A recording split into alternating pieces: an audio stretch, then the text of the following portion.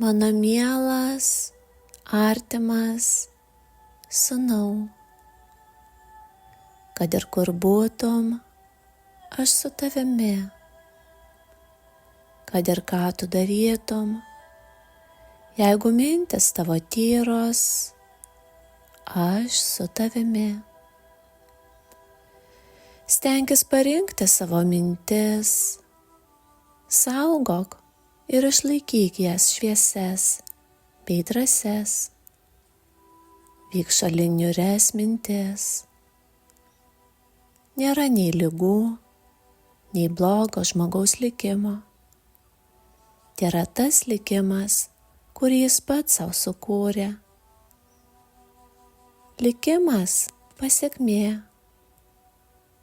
Likimas paties minčių ir darbų rezultatas. Nesijaudink, jeigu ilgai negirdėsi mano balso. Toliau viską daryk, kaip pradėjai. Ir vieną dieną vėl išgirsi mane. Tvirtai atmink, tu ir aš, mėnulis ir saulė, žolė ir medžiai, bet kuris žmogus ir bet kuris gyvis, viskas. Jis, didysis vienadinis visatos protas, skirtingai išreikštas kiekvienoje formoje. Mirties nėra, nebijok jos ir kiekvienam aiškink, kad jis nemirtingas, kad jo aš yra Dievas, nemirštantis ir visur esantis.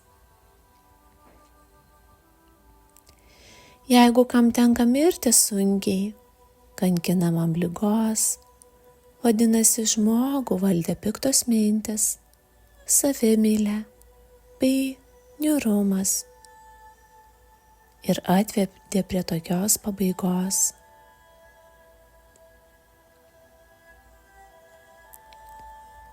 Džiaukis, patirk tyras mintis, neatsiskirk nuo visatos ir tu nežinosi ligų. Visų jų pradžia, baimė ir savimeilė. Saugok savo širdį nuo šiukšlių ir tavo kūnas išliks tvirtas bei gaivus.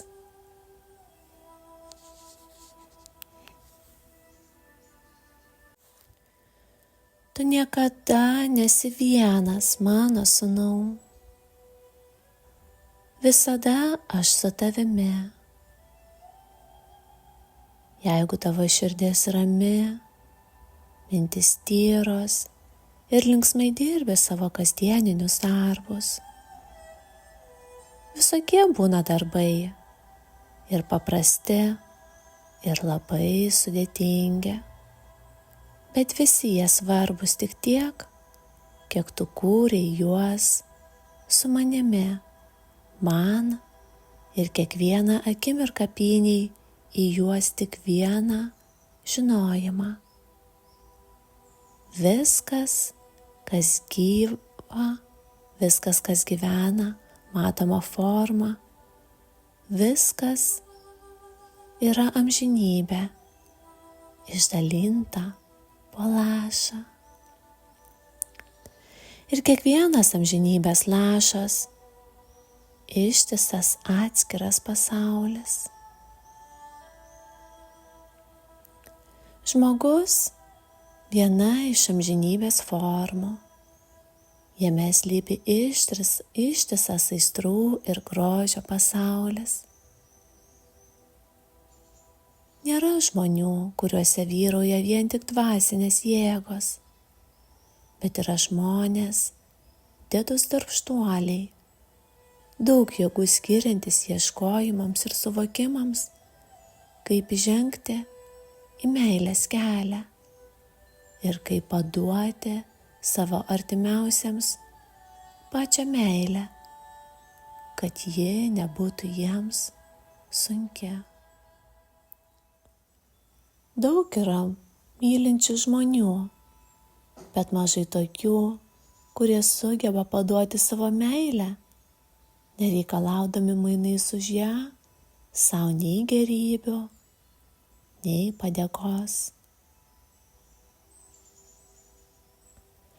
Daug yra motinų ir tėvų, mylinčių savo vaikus, bet mažai neslegiančių vaikų savo meilę.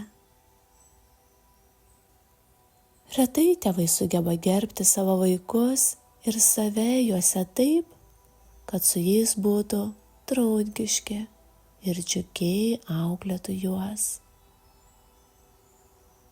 Mažai kas iš tėvų supranta ryšį tarp gyvų žemės darbininkų, kuriuos mato, ir tokių pačių dangaus darbininkų, kurių jie nemato.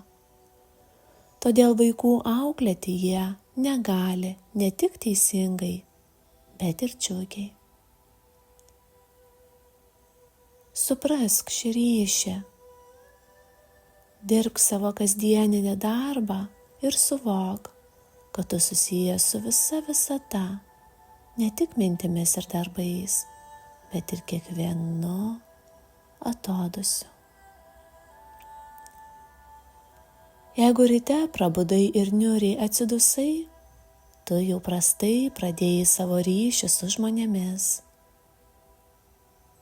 Kiekvienas, kurį sutiksi, nors ir nieko nežinos apie tavo niūrumą ar suirzimą, bet jis jau netaip linksmai ir paprastai atsakys į tavo pasisveikinimą, kaip tai padarytų, jeigu tavo širdis būtų be rūpesčių apie save patį ir tavo paprastas gerumas būtų lengvas bei ramus. Atsimink mano žodžius ir įgyvendink juos žemės darbuose. Negalima savęs atskirti nuo žmonių. Galima tik stiprinti žmonių laimę bei ramybę, savo ramybę ir santūrumu. Arba dar daugiau apšiukšlinti žmonių kelius savo aistromis, nesantūrumu ir nuolatinėmis mintimis apie save. Nebejok, kiekvieną prabėgančią akimirką veik paprastai ir ramiai iki galo, su visa jausmų ir ištikimybės pilnatve.